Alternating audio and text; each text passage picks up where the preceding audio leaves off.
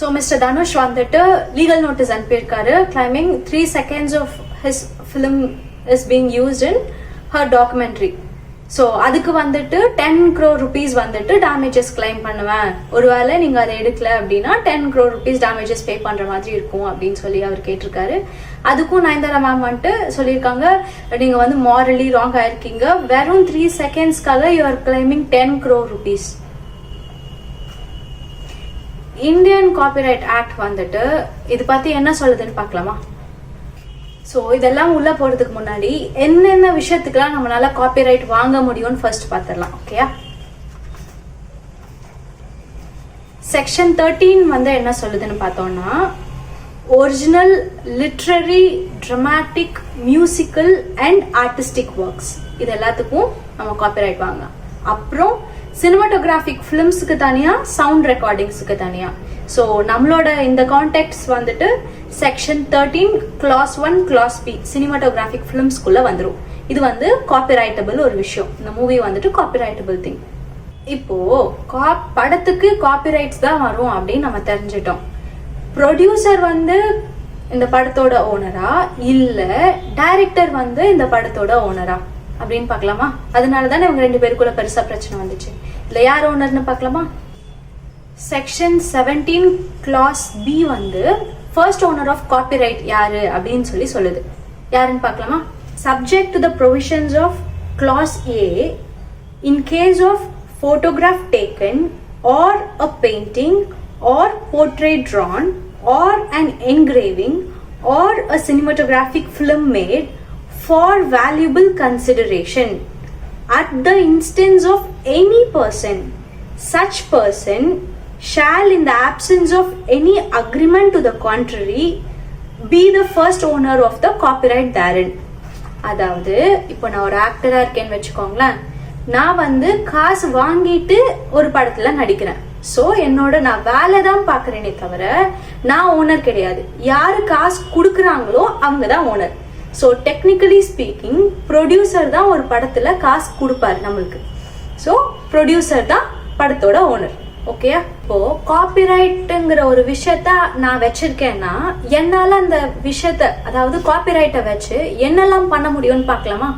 இது வந்து செக்ஷன் 14 வந்து என்ன சொல்லுதுன்னா, for the purpose of this act copyright means the exclusive right subject to the provisions of this act to do or authorize the doing of any of the following acts in respect of a work or any substantial part thereof, namely. இது வந்து clause D வந்து என்ன சொல்லுதுன்னா, in case of cinematographic film இருந்துச்சு அப்படின்னா, to make a copy of the film including a photograph or any image forming part thereof to communicate the film to the public. இப்போ உங்களுக்கே தெரிஞ்சிருக்கும் இது வந்து இந்த இஷ்யூ வந்து மொத்தமா எந்த கேட்டகரிக்குள்ள வரும் அப்படின்னு சொல்லிட்டு. ஒருவேளை தெரியாதவங்களுக்கு புரியாதவங்களுக்கு நான் சொல்றேன். இந்த விஷயம் வந்து என்னன்னா, மொத்தமுமே ப்ரொடியூசருக்கு தான் வந்து பவர் இருக்கு. இப்போ இதுல வந்து ஃபேர் யூஸ்னு சொல்லி ஒரு விஷயம் கூட இருக்கு. அதாவது கிரிட்டிசைஸ் பண்றவங்க, காமெடிக்கு யூஸ் பண்றவங்க, இன்னொன்னு வந்து நியூஸ்ல போடுறது, இந்த மாதிரி விஷயம்லாம் நீ ஃபேர் யூஸ்குள்ள கூட கொண்டு வந்திருக்கலாம். இல்ல ப்ரொடியூசர் கிட்ட பெர்மிஷன் கேட்டுட்டு அவர் பெர்மிஷன் கொடுத்திருந்தாரு அப்படின்னா நீங்க அதை வந்து உங்க படத்திலேயோ இல்ல ரீக்ரியேட் பண்றது அது எல்லாமே நம்ம பண்ணிக்கலாம். இதெல்லாமே வந்து ஃபேர் யூஸ்குள்ள வந்துடும். இப்போ நயன்தாரா மேடம் கிளைம் பண்ணியிருந்தாங்கல்ல, நான் வந்து 2 வருஷமா வந்து என்ஓசி வாங்குறதுக்காக உங்ககிட்ட காத்துட்டு இருந்தேன், ஆனா நீங்க வந்து என்ஓசி சைன் பண்ணியே கொடுக்கல அப்படின்னு சொல்லிட்டு. இந்த என்ஓசி தான் இந்த ஃபேர் யூஸ்குள்ள கொடுக்கறது, ஃபேர் யூஸ் எக்ஸெப்ஷனுக்குள்ள கொடுக்கறதுக்கு.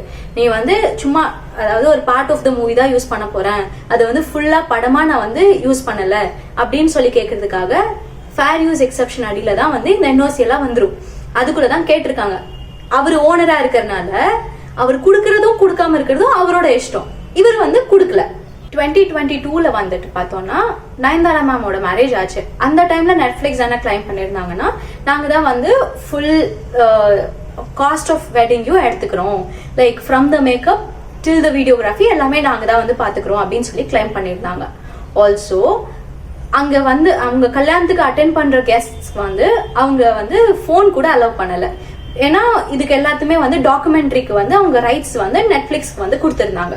ஸோ அதுக்கு வந்து அந்த டைம்ல அவங்க என்ன கிளைம் பண்ணியிருந்தாங்கன்னா 25C வந்துட்டு டாக்குமெண்ட்ரி ரைட்ஸா நயன்தாரா மேம்க்கு பே பண்ணியிருக்கிறதாவும் கிளைம் பண்ணியிருந்தாங்க. In spite of all these things வெட்டிங்க்கு செலவு போக 25C வந்துட்டு டாக்குமெண்ட்ரி ரைட்ஸ் காஸ்டிங்காக நெட்ஃபிளிக்ஸ்ல இந்த டாக்குமெண்ட்ரியை காஸ்ட் பண்றதுக்காக 25C பே பண்றதா வந்து கிளைம் பண்ணியிருந்தாங்க. இப்போ நம்ம பார்க்க போறது இவங்களோட மேரேஜ் டாக்குமெண்ட்ரிய விற்க போறாங்க ஒரு ப்ராடக்டா. ஓகேவா? இவங்களோட ப்ராடக்டை விற்கும் போது உள்ள இன்னொரு குட்டி ப்ராடக்டை வந்து கொண்டு வராங்க.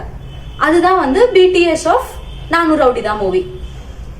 நீங்க காசு கொடுத்து விற்கும் போது அவரு ஏன் இந்த குட்டி ப்ராடக்ட்க்கு காசு எக்ஸ்பெக்ட் பண்ணக்கூடாதுன்னு நீங்க நினைக்கிறீங்க? I am also making it clear here. I am not supporting Dhanush here. I am just stating out the facts. Also காலையில விக்னேஷ் சிவன் சார் வந்துட்டு ஒரு வீடியோ வந்து அப்லோட் பண்றாரு. அவரு வந்துட்டு ஓம் நம சிவாய அப்படியெல்லாம் போட்டுட்டு நீங்க வந்துட்டு வாழ விடு அப்படின்னு சொல்லிட்டு தனுஷ் சார் பேசினதையே ஒரு வீடியோ பேக்ரவுண்டா வச்சு அதுல இவங்க அனுப்பின லீகல் நோட்டீஸை வந்துட்டு போட்டிருக்காங்க. நம்ம ஒருத்தர் மேல இருக்கிற அன்பு இன்னொருத்தர் மேல வெறுப்பா மாறக்கூடாது.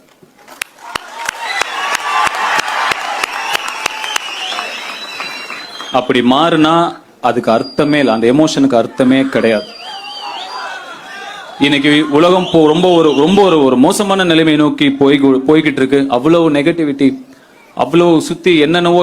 யாருக்குமே யார் நல்லா இருந்தாலும் பிடிக்கல, என்ன விஷயம்னே புரியல. வாழுங்க, வாழ விடுங்க, சிம்பிள். யாரையும் வெறுக்க வேண்டிய அவசியமே கிடையாது. எதுக்காக யார் ஒருத்தர் இன்னொருத்தர் ஏன் வெறுக்கணும்? ஒருத்தர் பிடிச்சிருக்கா கொண்டாடுங்க, பிடிக்கலையா தள்ளிக்கோங்க, அவ்வளவுதான், சிம்பிள். இது பெரிய ராஜதந்திரம் எல்லாம் கிடையாது. ஈவினிங் வந்து அந்த வீடியோவை அவரே வந்து took it down from all social medias. So if you think you are genuine, why would you take it down? காலையில இருந்து பரபரப்பா பேசிட்டு இருந்த ஒரு விஷயம் திடீர்னு எல்லா இடத்துலயும் அமைதியாகுது. நயன்தாரா மேமோட சோஷியல் மீடியாலையும் போய் பார்த்தோம்னா அவங்க அந்த போஸ்டோட கமெண்ட்ஸ் எல்லாத்தையும் ஆஃப் பண்ணி வச்சுட்டாங்க.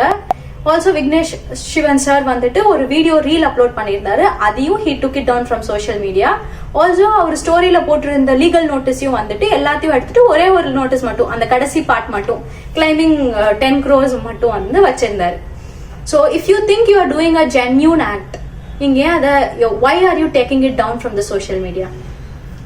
As a producer, Dhanush is having all rights to claim copyright over his product.